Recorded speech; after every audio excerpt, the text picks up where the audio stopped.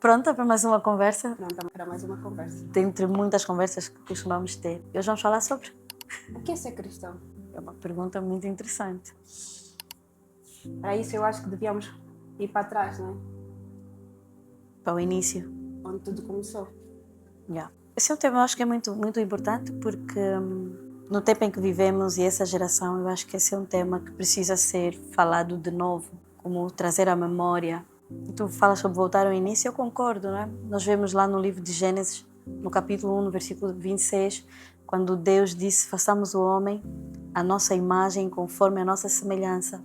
Era o próprio Deus a fazer o homem parecido com ele. Amém. A sua imagem e a sua semelhança. Mas será, hoje olhamos para as pessoas, enfim, às vezes o mundo parece não refletir isso. Porque, infelizmente, por mais perfeito que Deus tenha nos criado, nós seres humanos, né? Adão e Eva, os primeiros seres humanos na Terra, por alguma razão, não é? O inimigo os tentou, conseguiu os tentar e por um desejo, por uma vontade de descobrir mais, eles desobedeceram ao Senhor. Lembro-me muito bem, a Bíblia fala que quando Deus criou o jardim, plantou os homens lá, criou colocou lá várias delícias, tanto que Éden, um dos significados, uma das traduções é Jardim das Delícias, né? Deus cria esse lugar e coloca o ser humano lá, a humanidade, não é? Porque Adão e Eva eram representação da humanidade. E ele coloca duas árvores, não é? Assim, emblemáticas, a árvore do conhecimento do bem e do mal e a árvore da vida eterna. Exatamente. Então já só uma orientação básica, olha, Sim. de tudo que vocês puderem fazer, vocês podem comer de tudo livremente, só não comam do fruto da árvore do conhecimento do bem e do mal, porque no dia em que dessa árvore tu comer certamente morrerás. Exatamente, esse dia chegou, infelizmente. Eles comeram desta árvore, induzidos pelo inimigo, né? Pelo diabo, e o pecado passou a existir. Infelizmente, esconderam-se de Deus, porque sabiam que haviam cometido algo de errado. Em Romanos 3:23 diz, porque todos pecaram e estão destituídos da glória de Deus. Neste momento, houve uma separação entre nós e o Pai. Então a morte que a Bíblia fala, que Deus se refere, não é uma morte física. Não. Porque o homem não caiu duro, tipo, morreu Adão e Eva. Eles não morreram, mas morreram espiritualmente. Porque a comunhão com Deus se quebrou. Passou a ter ali um bloqueio entre nós e o Pai, entre nós e Deus, e perdemos esta ligação direta que nós tínhamos. Mas eu tenho uma pergunta, e pode ser a pergunta de muita gente. A Bíblia fala que Deus é amor. Eu li Deus é amor. Mas no meio desse processo todo, o homem pecou e pela primeira vez o pecado entrou na humanidade, e eles sentiram-se envergonhados, estavam nus, se esconderam. E então o homem foi criado por Deus. Ele foi ensinado por Deus sobre os princípios. Isso, Deus deu ao homem poder e autoridade. Amém. E eles pecaram, né? Porque a Bíblia diz, não coma da árvore do conhecimento do bem e do mal. Eles desobedeceram, pecaram. E Deus ainda os retira do jardim do Éden como um ato de amor. Porque se comessem da árvore da vida eterna, permaneceríamos eternamente no pecado. Uau! E nós nos tornamos seres vazios, não é? Porque sem Ele nós somos o quê? Nada, absolutamente nada, vazios. A partir do momento que o homem perde a comunhão com Deus, que é essa capacidade de ter interação direta com Deus, não somos nada sem Deus. Mas parou por aí, o homem, pecou, foi afastado da glória de Deus, separado estava, foi afastado do jardim do Éden e parou por aí, ou tem mais? Tem mais. Romanos 6:23 diz, o salário do pecado é a morte, mas Deus deu-nos o dom gratuito, não é? Deus deu-nos Jesus Cristo e através dele a salvação. Então o homem peca, desobedece, é afastado da glória, mas Deus ainda no seu plano perfeito, tinha preparado para a humanidade um presente inesperado. A Bíblia diz lá no livro de João, no capítulo 3, versículo 16, porque Deus amou o mundo de tal maneira que enviou o seu único filho para que todo aquele que nele crê não pereça, mas tenha vida eterna. Exatamente. Eu gosto de dizer que o presente, Jesus Cristo é o maior dos presentes que nós podemos receber. Eu acho que nada neste mundo, nada, absolutamente nada, irá comparar-se com o presente da vida, o presente de voltarmos a ter uma relação direta através dele, através de Jesus Cristo, com o Pai, não é? Ele nos tornou filhos. Mas eu imagino que esse processo não tenha sido doloroso.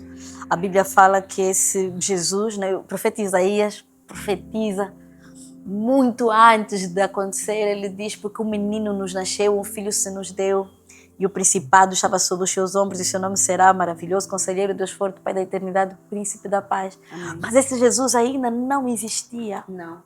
Já existia. Não, mas ainda não tinha sido revelado, não tinha sido manifesto. Será que não? Porque o verbo, né? A Bíblia diz que o verbo se fez carne, não é?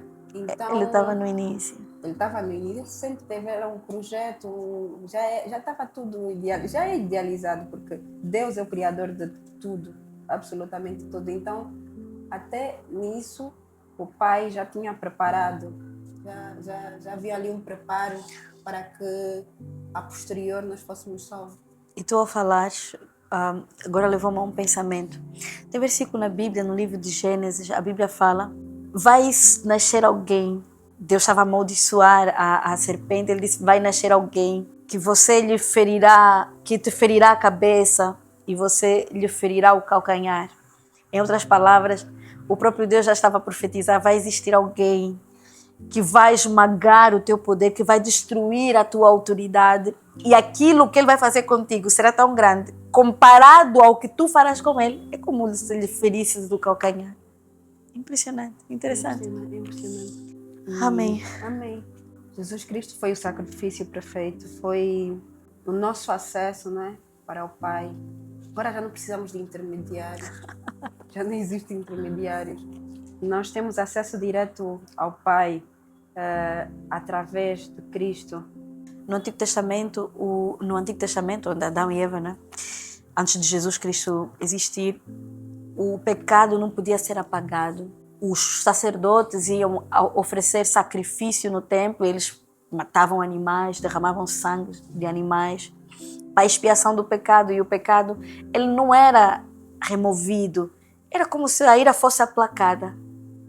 Mas a Bíblia diz que quando João Batista se encontra com Jesus, ele diz: eis aí o Cordeiro. Mas ele não disse que aplaca a ira apenas, ele disse: eis aí o Cordeiro que tira, que remove o pecado do mundo. Então Jesus, ele foi enviado, o Filho de Deus foi enviado para remover o pecado. Exatamente. Porque o pecado era aquilo que nos separava de Deus. O homem pecou e, como tu leste muito bem, separado, destituído está da glória de Deus, e o homem por si só não podia se aproximar de Deus. E o homem não tem esta capacidade, não é? Só um Deus ele consegue, só o Deus ele consegue fazer. Amém. Mas o engraçado, o mais bonito é que ele nos deu esse presente de graça. De graça. Não precisamos fazer absolutamente nada. Amém. Só acreditar em Cristo, que Ele veio e morreu por nós, por cada um de nós, por mim, por ti, por nós. Uau! Então Ele vem, morre por nós. Eu lembro-me, né, dos textos, a Bíblia diz que Ele foi, né, pregado numa cruz, e Ele olha para todos nós, para a humanidade, Ele diz: o preço está pago, está consumado. Só que aquilo que Cristo fez não ficou só na cruz. Não. A cruz é esse lugar onde leva os nossos pecados, onde Ele morre por nós, Ele assume o nosso lugar de pecadores. A Bíblia diz que Cristo nos resgatou da maldição da lei, fazendo-se Ele mesmo maldito em nosso lugar, porque está escrito: maldito todo aquele que for pendurado no madeiro. Isso é em Gálatas 3:13. Então Ele vem fazer isso por nós. Mas ele ainda faz algo extraordinário. Ele ainda ressuscita ao terceiro dia. E quando ele ressuscita no terceiro dia, ele nos dá a oportunidade de uma nova vida. Eu não sei mais o que precisamos. Cristo já fez tudo por nós. Tudo. Absolutamente tudo. Em Cristo o homem recebe uma nova vida. Uma vida com Pai, uma vida eterna, né? Vamos ter vida eterna com Cristo. Gosto de dizer que eu estou aqui a trabalho, Não, nós estamos aqui realmente uma missão. Não, é uma missão. não podemos. Um propósito. A própria Bíblia diz: aquele que for alistado para a guerra, ele não deve se embaraçar com as coisas desse mundo. Nunca. Jamais. Uau. Nós teremos vida eterna. Uau. É de graça. De graça. Mas... Que honra. Que honra. Mas será que fica por aí? Será que nós permanecemos os mesmos? Não. Depois da morte de Cristo? Em 2 Coríntios, capítulo 5, versículo 17, o apóstolo Paulo fala: portanto, se alguém está em Cristo, é uma nova criação, é uma nova criatura. As coisas velhas já passaram e eis que tudo, absolutamente tudo, se fez novo. A própria Bíblia ainda diz que o véu que nos separava, ele foi rasgado do alto para baixo e o acesso a Deus agora nos foi de novo, não oferecido, mas olha, foi restituído. Restituído. Nós agora temos livre acesso ao Pai e não mais como pecadores. Porque se Ele levou os nossos pecados, hoje nós não somos mais pecadores. Ah, eu sou um pecador. Não, nós hoje somos filhos. Somos nova criação. Então, Lori, estás-me a dizer que tudo muda. Absolutamente tudo.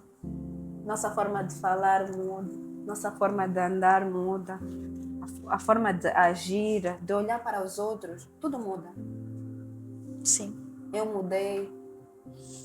Eu mudei. Então, não é possível permanecer o mesmo depois Não. de receber Cristo. É só olhar para a própria vida de Jesus, não é? Vamos olhar para Zaqueu. A Bíblia diz que ele subiu numa árvore e Deus disse, Jesus disse: olha, hoje me convém comer em tua casa. E hoje chegou salvação para aquela casa. E ele disse: olha, aquilo que eu defraudei, eu vou devolver, eu vou trazer restituição. Porque se eu pecava, se eu errava, se eu mentia em Cristo Jesus, eu não minto mais. Eu lembro-me até de uma música antiga, né? Houve um câmbio quando de novo nasci. Aquilo que eu fazia já não faço mais. Se eu mentia, eu não minto mais. Se eu era adúltero, eu deixo de adulterar. Se eu roubava, deixo de roubar. Enfim, tem que haver uma mudança. Não pode existir uma nova vida em Cristo com os hábitos antigos. Se eu fofocava, eu não fofoco mais. Nada, tudo muda. É preciso existir essa mudança. Exatamente. Mas eu acredito que essa mudança não vem é um processo. É um processo. Mas não é um processo nosso. Não, porque nada vem de nós. Nada. Nem esta mudança vem de nós. Por isso, o acreditar tem de ser de coração aberto, tem de ser verdadeiro, porque quando é verdadeiro, há uma mudança visível, natural. Porque não é uma mudança igual à do mundo, não é? É diferente. Mas é preciso ter força de vontade, é preciso querer. É preciso. Em Mateus 7,16 diz que serão reconhecidos pelos seus frutos. Que frutos são esses? É frutos de uma nova vida, são as evidências, não é? De uma nova vida com Deus. Amém. Uma nova vida com Cristo. É receber, é aceitar, sobretudo, aquilo que Ele fez na cruz do Calvário por nós. A Bíblia diz, olha, o melhor que nós podemos fazer por Ele é retribuir, é aceitar aquilo que Ele fez por nós na cruz do Calvário. Às vezes nós falamos muito pouco e pensamos e refletimos muito pouco sobre aquilo que Jesus fez. E às vezes queremos fazer novos sacrifícios, né? Eu quero me sacrificar de novo, eu quero me autoflagelar, porque eu preciso pagar pelos meus pecados. Meus pecados já foram pagos. É de graça, é de graça. Não precisamos fazer absolutamente nada. Receber, É receber. aceitar, reconhecer Jesus como Senhor e Salvador e dizer, olha, Senhor, eu te recebo na minha vida, vem mudar a minha vida, vem transformar a minha vida. E nesse momento, nós passamos a fazer parte da família de Deus. De Deus. Amém. Então, Jesus Cristo, em resumo, o que ele veio fazer? Veio restaurar a nossa comunhão com Deus. A Bíblia o chama de ele próprio, a Bíblia própria diz que ele é o nosso mediador entre nós e Deus. Meu Deus, isso é... É perfeito. É perfeito. Eu gosto de pensar que o principal, né, e um dos frutos de um cristão, porque verdadeiro e não... Não, ou é cristão ou não é. Ou não, Vamos não há meio termo. Não, um cristão mais ou menos. Não, ou é ou não é. Não é. Já disse seja o teu sim, sim, o teu não, não. Exatamente. E uma das características, né, visíveis do cristão é o amor. O amor. E não falamos aqui de amor, o nosso amor humano, não estamos a falar de um amor surreal, um amor que nos faz amar os nossos inimigos, amar quem nos destrata, amar quem nos magoa, amar quem nos aponta o dedo, amar quem nos faz mal. Porque amar os nossos irmãos, amar os nossos pais, os nossos amigos, muito é fácil. Muito fácil. Mas este amor, não, o amor que nos é dado, né, de Cristo, que nós recebemos e aprendemos depois de receber Cristo, depois de nos tornarmos novas criaturas, esse amor, com este amor é possível. Com este amor é possível amar quem nos maltrata, quem nos magoa, quem nos faz mal. É possível. O próprio Jesus é o nosso exemplo, né? Ele sentou-se à mesa com Judas, ele sabia quem Judas era, sabia que Judas o trairia. Ele sabia que Pedro o negaria, ainda assim ele, na última ceia, né, lava os pés, dizendo a eles, olha, vocês são maiores do que eu, e honrando a vida deles. Às vezes nós queremos procurar muitas coisas, mas se nós nos ativermos à Bíblia e olharmos para Jesus, que é o nosso... Porque o que é ser cristão? Ser cristão é isso, é ser um seguidor de Cristo. Exatamente. É seguir as orientações dele, é andar nos caminhos dele. Então, se eu sou cristã, eu tenho que imitar aquilo que que Jesus fazia, fazer aquilo que ele fazia, andar como ele andava. Ele disse, olha, vocês vão fazer obras iguais às que eu fiz, mas vocês vão fazer até maiores. Então precisamos honrar o sacrifício de Jesus na cruz do Calvário. Amém. Amém. Amando os nossos inimigos. Não, obviamente que não é fácil. Não vamos aqui pintar não é muito fácil amar. Mas tu disseste bem, não é por nossa causa. Sozinhos não conseguimos. Mas com Ele. Porque quando recebemos Jesus como nosso Senhor e Salvador, Ele vem habitar em nós e nós não somos mais nós mesmos. Não. A Bíblia diz, olha, já não mais eu vivo. O próprio apóstolo Paulo disse, mas Cristo vive em mim. Se Cristo vive em mim, aquilo que eu não conseguia fazer, eu consigo fazer agora por causa do amor de Deus que opera em mim. Amém. Amém. Então somos chamados para amar os nossos inimigos. Para amar a todos que nos rodeiam.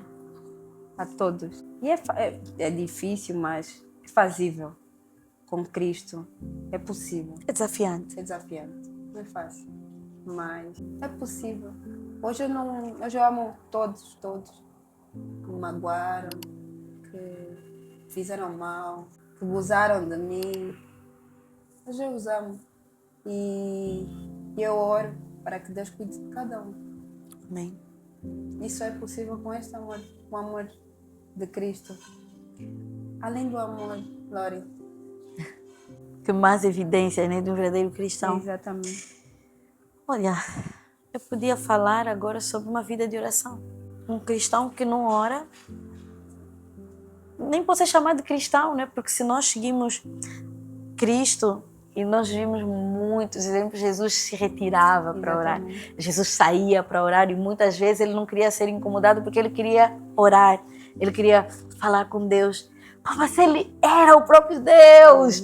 A Bíblia diz que ele não tomou por usurpação ser igual a Deus, mas despiu-se da sua glória e veio assumir a forma humana. Amém. E ele ainda falava, ele sabia que ele não podia passar pelo processo pela sua missão, pelo seu propósito, viver na terra sem ter comunhão com Deus. E ele falava com Deus. E, Lori, agora, enquanto falavas, eu pensei nisso. Eu acredito que, porque Cristo, Jesus é Deus, eu acredito que até no ausentar-se,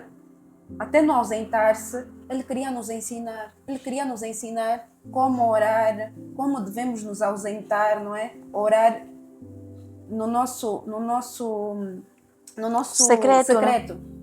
Porque às vezes a oração é em todo o tempo, em todo o todo tempo, momento. com pessoas, com os irmãos em Cristo, mas não negociarmos, não negligenciarmos o nosso secreto, o nosso relacionamento diário com Deus.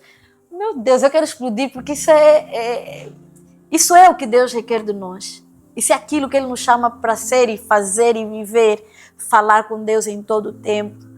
Falar em tempo, em fora de tempo, falar em todo o momento. E agora, mencionaste o falar. O que é a oração?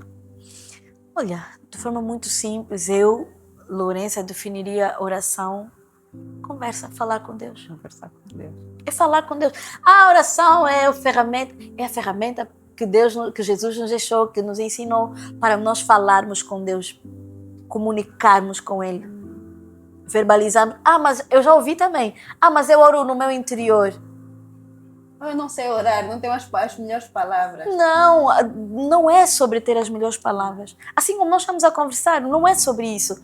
É sobre nós entendermos que nós temos um Deus, nós já não estamos mais sozinhos, não somos de nós mesmos e nós devemos ter comunhão com o próprio Deus. A Bíblia fala que antes do pecado ele descia sempre na viração do dia. Vai fazer o quê? A falar com o homem, para ter comunhão com ele, para ter esse relacionamento. Então, se Cristo restitui essa posição, Ele também restitui essa comunicação. Exatamente. Com o Pai. Com o Pai. Então, nós temos que falar de forma simples. Senhor Deus, Pai, tu viste o que aconteceu? Tu viste que a Ruth falou mal comigo? Eu nunca, jamais. Não tu. Mas falar com Deus sobre todas as coisas, né? Sobre o que for. Partilhar com Deus, Ele é nosso Pai. Básico, eu estou ali a lavar os dentes para falar com Deus. Eu digo o básico, Senhor. Estou a comer, antes de comer, né? Vou para a rua, Senhor, proteja-nos, guarda-nos. Falar em todo o tempo. Não só quando as coisas apertam, mas quando tudo vai bem. Porque essa não é uma opção. Vou orar só quando tudo estiver bem. Não. Fala do nosso coração. O que veio do nosso coração? Fala com o Pai. Ele está disposto a ver, Ele quer relacionamento. E sobretudo, uma oração também que vem alinhada com a Bíblia. E provavelmente esse seria o segundo ponto de uma evidência, ou da evidência de um cristão. A Bíblia. Ler, folhear, estudar a Bíblia. Exatamente. Como tu fazes. Exatamente. O pessoal não sabe, mas tu tens 1 hora de almoço e tu comes rápido 30 minutos porque tu queres estar ali a ler a Bíblia. Porque no trabalho não, em casa também, ler a Bíblia em todo momento. Eu tenho Bíblia no telefone, tenho todo momento eu estou a ler a Bíblia. Porque senão o que eu vou orar? Eu vou orar coisa da minha própria cabeça? Claro que não. Alinhamento. Tem que estar alinhado com a Bíblia. Tem que estar alinhado. Nossas vontades, nossos desejos são enganadores, enganam-nos. Então a Bíblia nos ensina até a orar, Amém. O que pedir, como pedir. Amém. Tudo aqui, né? Amém. Eu diria que amor, oração, a Bíblia e a obediência. Isso e a obediência. Sem dúvida. Sem dúvida. Porque como é que eu digo que eu sou cristão? Eu não obedeço a Deus, não obedeço a sua palavra, não obedeço a sua instrução. Eu preciso. Não obedeço o meu pai. Eu sou filho, Deus me ama, mas eu não faço nada, eu sigo a minha própria vontade. Mas isso eu acho que isso é tema para outra conversa. A obediência é muito mais do que só dizer que eu obedeço. Exatamente. Uau! Não é, e nem é o que sentimos ou que queremos, não. Tem que ser baseado. Eu vou obedecer com base em quê? Não é? Então estás-me a dizer que a obediência é uma decisão. É uma decisão. Crendo ou não crendo, acreditando ou não, tendo medo ou não. É uma decisão alinhada com a palavra dele. É basicamente o que nós estamos a fazer aqui, né? Exatamente. Com medo, desespero, não desespero, mas obediência. Obediência. Obediência. Amém. Mas, isso eu vou deixar para tu falar, já sei que esse é um dos teus temas favoritos. Qual seria a próxima evidência de um cristão? Eu sei que tu vais falar disso muito bem. Tu sei que tu adoras esse tema. A presença do Espírito Santo. A presença do Espírito Santo. O cristão, ou o ser humano, né? Que anda com o Espírito Santo, é diferente, é nova criatura, é visível, conseguimos perceber quando já não é a Lori sozinha e existe ali outra pessoa, outro ser a coabitar no mesmo sítio. Eu acho que isso é uma dimensão... É claro, é complicado. Não, mas é uma dimensão profunda, porque a Bíblia diz, Jesus, ele está lá e o pessoal triste, não é? Porque Jesus, para muitos, era o amigo, não é? O próprio João deitava, a Bíblia diz que ele reclinava a sua cabeça aqui nos ombros de Jesus, no colo de Jesus. E para muitos, Jesus era o amigo, e o amigo estava a dizer que ia partir. Obviamente que eles estavam tristes. E Jesus Cristo, ele diz, começa o livro de João 14, dizendo assim, no versículo 1, não se turbe o vosso coração, ou seja, não fiquem com medo, não fiquem perturbados. Eu vou preparar-vos um lugar, mas eu voltarei e vos levarei para mim mesmo, para que onde eu estiver, vocês também estejam. Só que ele disse, olha, eu não vou vos deixar sozinhos. Não. Em João 14, 16, eu rogarei ao Pai e Ele vos dará outro Consolador para que fique convosco para sempre. Ou seja, Jesus disse, olha, eu vou morrer, eu vou cumprir minha missão. Amém. Eu não vou poder ficar aqui porque Jesus veio para uma missão. Exatamente. E a missão dele estava a chegar ao fim. Mas ele disse, vocês podem ficar descansados que eu não vou vos deixar sozinhos. Não. Ele falou, ele deu essa orientação à igreja, né? Fiquem em Jerusalém até que vocês sejam revestidos de poder. E no livro de Atos 2 nós vemos essa manifestação, né? Estavam todos reunidos no mesmo lugar. Meu Deus. Amém. E um vento impetuoso encheu aquele lugar e se viu no meio deles o Espírito Santo em manifestação, as línguas como que de fogo sendo repartidas e o poder de Deus. O próprio livro de Atos 1:8 diz, mas recebereis poder quando o Espírito Santo vier sobre vocês. Então o Espírito Santo não é uma coisa, não é um vento. Não é uma pessoa. Uma pessoa. Ele faz parte da Trindade de Deus, Cristo e o Espírito Santo. Amém. No entanto, a Trindade é Deus, né? E está representado em Cristo, carne, Espírito Santo, pessoa, Espírito, permaneceu aqui conosco. Amém. E está conosco. E está aqui conosco. Então, o homem pecou, separava da glória de Deus, Jesus Cristo veio, pagou o alto preço por nós, restaura a nossa comunhão com Deus. E isso já era perfeito. Tá perfeito. Mas tinha mais. O Espírito Santo. O Espírito Santo. Então não é uma coisa. Não. Não é um sexto sentido. Não. O meu sexto sentido me disse. Não. Senti no meu coração. O Espírito Santo. O Espírito Santo. É obra do Espírito Santo. É obra do Espírito Santo. Eu gosto, uma das minhas orações favoritas, né, que eu oro todos os dias, ou quase todos os dias, que, Senhor, ajuda-me a matar um pouquinho mais de mim, para que sejas tu, Senhor, a permanecer, que a tua pessoa permaneça comigo, Senhor. Amém. Amém. Amém. Eu não sou nada, Pai. Sejas tu a conduzir o meu dia, a guiar-me, a me consolar, não é? Nas horas difíceis, a me ensinar como devo caminhar, como devo agir, nas minhas decisões, todas as minhas decisões. Ultimamente as pessoas, quando vêm falar comigo, a primeira coisa que eu devo orar, vou falar com o Pai, vou falar com o Espírito Santo. Para ter certeza, para não errar. Exatamente. Porque imagina o prejuízo de um erro. Há erros que são irreversíveis. Há caminhos que são irreversíveis. Então é melhor não perder tempo, mas é melhor eu investir tempo em oração para saber de Deus qual é a vontade dele sobre aquela decisão que eu preciso tomar do que responder e padecer. Exatamente. Exatamente. E depois, e não só, não é? Até no pecado, o Espírito Santo nos convence, né?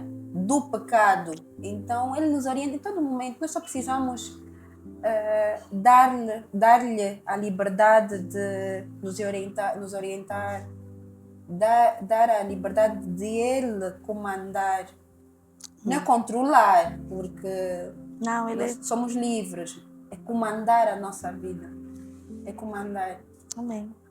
Lori, tu mencionaste sobre a igreja. Eu, como cristão, verdadeiro cristão, tu acreditas que eu devo permanecer na minha casa, orar para o Pai, ler talvez a Bíblia em casa e é suficiente?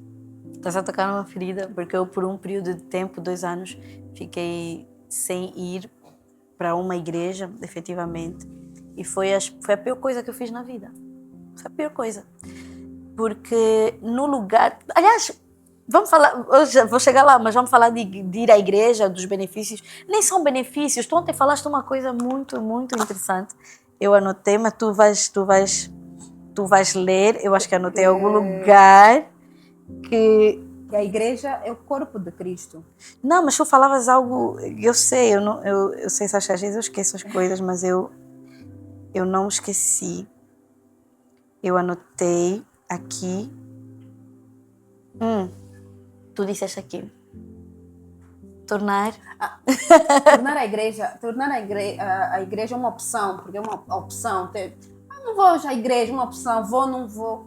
É negligenciar Cristo. E se eu aceitei Cristo como meu Senhor e Salvador, como é que eu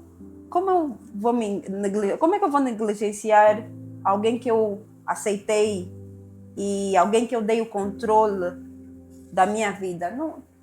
Não soma. Então a igreja não é uma opção. Não é uma opção. Não é uma opção. Essa história de que a igreja é o meu coração, a igreja é minha casa, isso é mentira do inimigo. A Bíblia diz, inclusive, não deixem de congregar.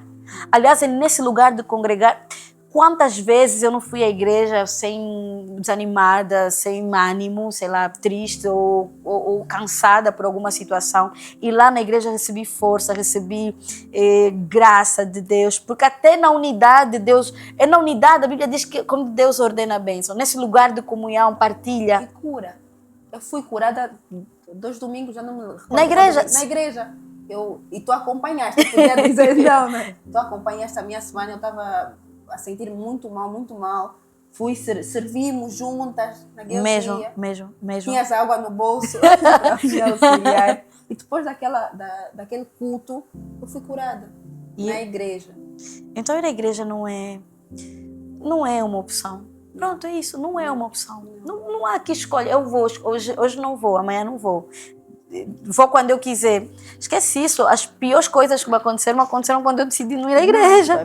Exatamente. Tanto tu como eu, e acredito que mais pessoas vão testemunhar que isso aconteceu. Eu realmente, o tempo que eu tive ausente da igreja foram, assim como tu disse, os piores anos da minha vida.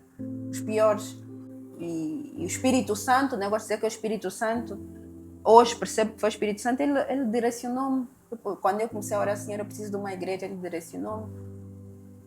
E desde então têm sido os melhores dias, as melhores fases, né? Porque a caminhada com Cristo não é perfeita, não é fácil, mas é prazerosa. Com o Espírito Santo fica fácil. Fica fácil.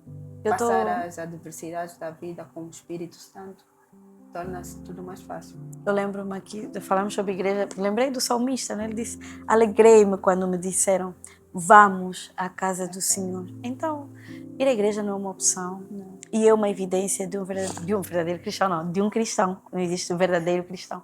Ou é cristão ou não é. Então, podemos, de forma resumida, dizer que o Espírito Santo é essa presença do próprio Deus que habita dentro de nós.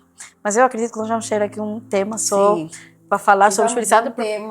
Do tempo só para falar sobre o Espírito Santo. Temos muitas coisas. E eu acho que só 30 minutos ou 20 minutos não será suficiente, mas vamos falando sobre ele. Vamos. Né?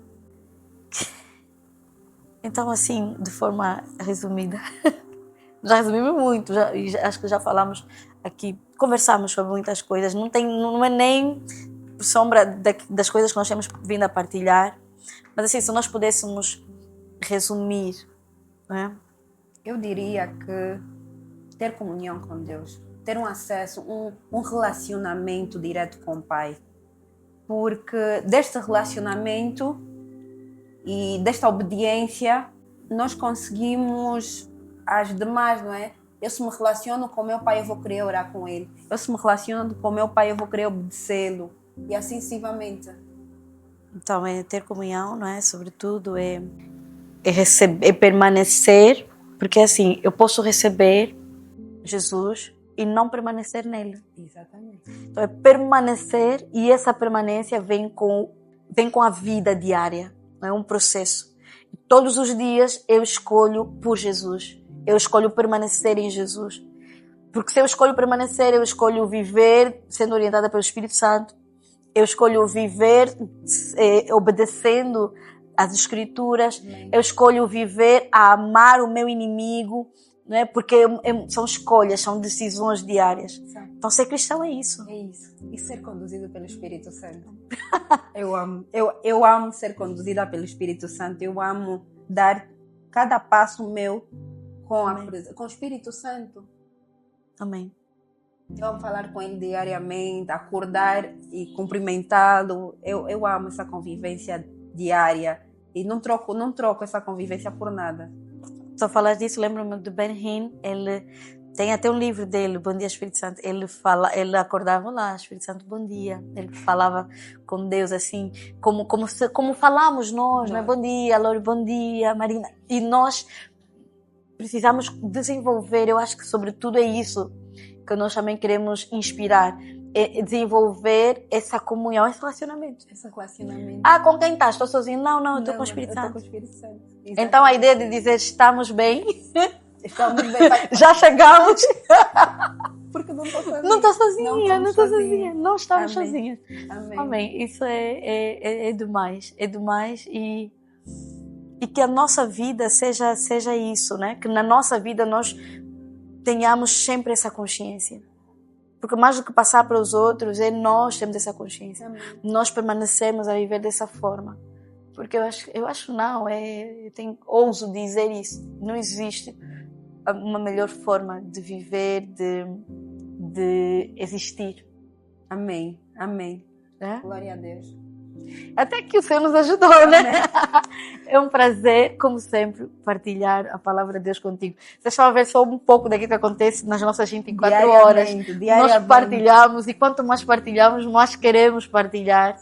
E parece que é um poço sem fundo. É um prazer. E das nossas conversas, das nossas partilhas, surge isso. Surgiu.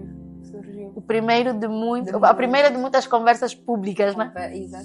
Exatamente. Esperamos que quem for ouvir, que goste, partilhe, que sejam inspirados a viver para Cristo, que se arrependam realmente do pecado. Amém. Porque servir a Cristo é isso, é arrependimento. Diário. Então, é isso, né? Que Deus abençoe a cada um. E fiquem conosco para mais conversas. Sim. E olha, uma das coisas que eu fecharia era dizer que o cristianismo não é perfeição. Não é perfeição. Não. Mas é transformação diária. É transformação diária. E a minha oração, que todos sejam batizados pelo Espírito Santo. Amém. Amém.